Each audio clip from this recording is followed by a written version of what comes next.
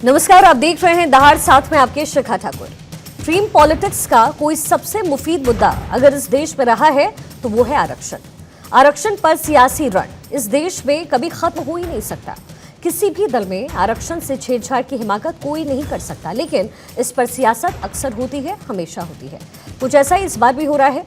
1 अगस्त को supreme court ने SC/ST आरक्षण को लेकर के फैसला सुनाया तो सियासी बवाल मचना तय था और इसे लेकर के सरकार ने अपना स्टैंड भी क्लियर किया है। कहा कि अनुसूचित जाति और जनजाति के लिए आरक्षण की व्यवस्था जस की तस रहेगी। दरअसल सुप्रीम कोर्ट ने कोटे में कोटा की व्यवस्था दी थी और इसके तहत सर्वोच्च अदालत ने राज्यों के लिए डायरेक्शंस दिए। कहा था कि कोटे के अंदर कोटा बनाने का अधिकार राज्य सरकारों को होगा। राज्य सरकारें सब कैटेगरी बना सकती है ताकि जरूरतमंदों को उचित अधिकार दिया जा सके। 2004 के अपने पुराने फैसले को पलटते हुए सुप्रीम कोर्ट ने यह आदेश दिया। साथ ही सुप्रीम कोर्ट ने SC/ST में भी क्रीमी लेयर की नीति लागू करने की इजाजत भी थी और इसे लेकर के आज देशव्यापी बंद का आह्वान किया गया। भारत बंद के दौरान कई शहरों से झड़प और लाठीचार्ज की भी तस्वीरें हम तक पहुंची। रिजर्वेशन बचाओ संघर्ष समिति के बैनर तले इस बंद का आयोजन किया गया है, जिसमें कांग्रेस और SP समेत कई विपक्षी पार्टियां भी शामिल रही हैं।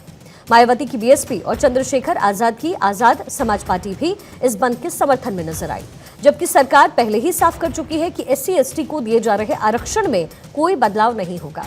9 अगस्त को मोदी कैबिनेट की बैठक के बाद ये साफ भी कर दिया गया। खुद प्रधानमंत्री मोदी ने कहा था कि आरक्षण मिलता रहेगा, तब आखिर क्यों भारत बंद करके ये सारा बखेड़ा खड़ा किया गया? आज के दहाड़ में इन्हीं सवालों के जवाब हम तलाशने की कोशिश करेंगे, लेकिन उससे पहले जरा देखिए कि इस मुद्दे पर कैसे सियासी बवाल शहर शहर मचा है। प्रधानमंत्री जी ने कैबिनेट में फैसला करके कहा कि क्रीमी लेयर SC/ST में लागू नहीं है और इस फैसले का पार्ट भी नहीं है, तो वो क्लियर हुआ पार्ट। दूसरा पार्ट है डायरेक्शन का, जो फैसले का भी पार्ट है।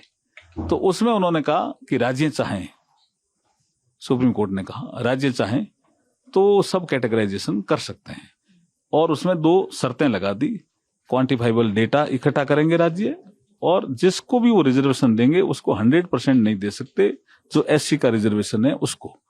तो ये विषय अननेसेसरी के विपक्ष के लोग इसमें भ्रम फैला रहे हैं। सुप्रीम कोर्ट के द्वारा जिस तरीके से उसमें अलग अलग प्रावधान बनाए जाने की बात कही गई थी, उस पर भी मेरे प्रधानमंत्री ने स्पष्ट तौर से कहा था और ये कैबिनेट की मीटिंग में ही इस बात को कहा गया था कि आरक्षण को जिस तरीके से बाबा साहेब भीमराव अंबेडकर ने जो प्रावधान बनाए हैं, वही प्रावधान वैसे ही लागू रहेंगे। आज जिसका आप जिक्र कर रहे हैं, दूसरी बात ये, पहली बात तो सरकार की सोच पूरी तरीके से आरक्षण के समर्थन में है, प्रधानमंत्री जी की सोच आरक्षण के समर्थन में है। मोदी जी के राज में आप देखिएगा दलितों को बांटा जा रहा है, क्रीमी लेयर की बात की जा रही है।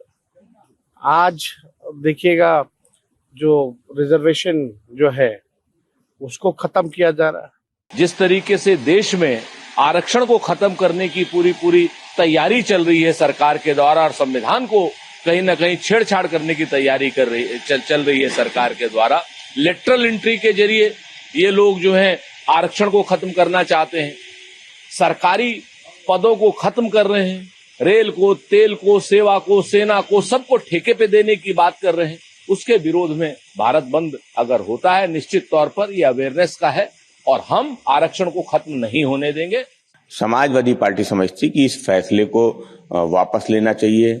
जिस तरीके का वो फैसला आया है, सरकार को उसके लिए कदम उठाना चाहिए था, लेकिन सरकार ने कदम नहीं उठाया।